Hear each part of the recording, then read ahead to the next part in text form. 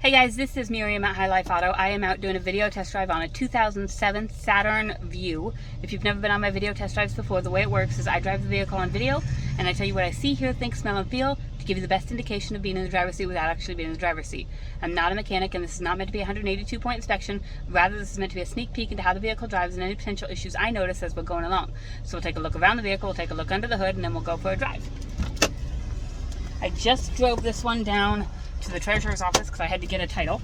So I've been driving about 5 minutes. We'll see what we got here.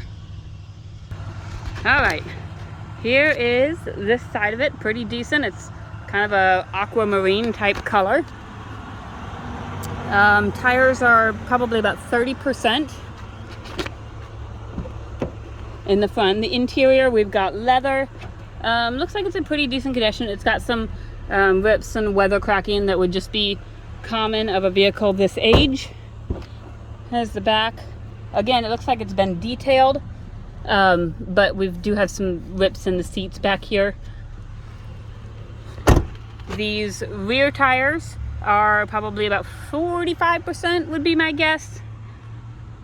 The back of the vehicle, we've got some rust right here around the emblem area. Let's see. But other than that, again, it's been detailed in the back. Looks pretty decent. You've got storage room. And then this side, again, like it looks like the only rust is really on that rear tailgate.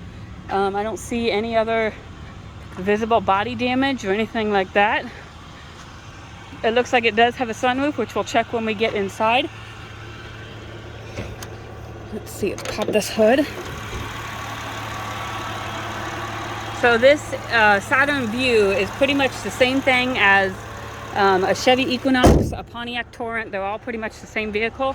So if you're familiar with one, you're pretty much familiar with all the others. Okay. This one has 251,000 miles on it. We've got a check engine light over here and an airbag light here. I don't know if you can see those. And we have a brake light right here. I've been operating for probably about 15 minutes. My temperature gauge is still right below half, so that's good and safe. Our check engine light corresponds to 113 intake air temperature sensor 1 circuit high, 706 transmission range sensor A circuit range performance, 2256 O2 sensor negative current control circuit high bank 2 sensor 1. I don't know what those are. And then a pending 113, which is again the intake air temperature sensor 1 circuit high. So there's that. Check the radio. Sounds like we've got radio. It's not really at a good station, but there we go. So we got good station in there. Let's turn on air conditioning and see what we get. We've got cold air coming out of there. We've got heated seats down here. Both lights come on. I'll tell you if the driver's side one works. Got windows. Passenger side window works. Rear passenger side window works. Rear driver's side window works. And the driver's side window works. Like I said, we've got the sunroof up here. The sunroof works. And we have, it looks like an aftermarket DVD player back here. I have not tried it. Be sure to bring a DVD if you want to try it. I may have one and I may not, just kind of depends on the day and if I have my car here. So we will go. I'm going to turn this air down. The air blows cool. Not really cold, but it does blow cool. And I'm going to turn it down and I'm going to roll down my window just a hair while we drive. Oh, I got to put it in drive, not reverse. Duh, Miriam. Okay. And I think when I was driving it, oh, that's my seatbelt light. When I was driving it to the treasurer's office, I noticed a little bit of suspension noise, and it might not show up on the highway. Fort Madison roads are pretty bad, so it showed up. But it's common in these vehicles, the Torrents and this year of Vue and stuff, that the driver's side strut usually needs replaced. I think we've replaced it on a couple of them that we've had.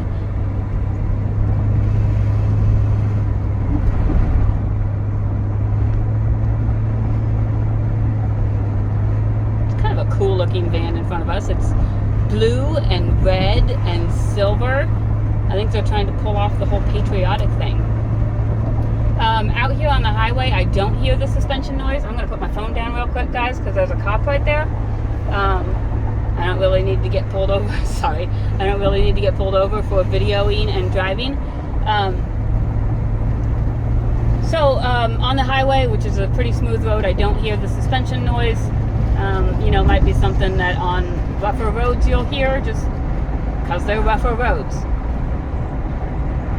But it's driving really smooth out here. I'm going to check my turn signals while I'm getting up to speed.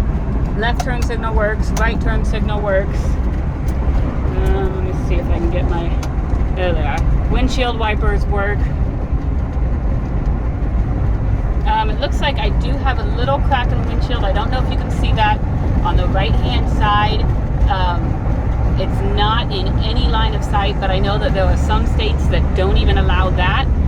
So just be aware of that when you're looking at the car. I am going to set my cruise, and let's see. I don't see a cruise indicator anywhere, but I am cruising. So cruise does work. Brakes are good and solid. No grinding, no vibration, no pulling. When I get turned around here, I'll check my horn.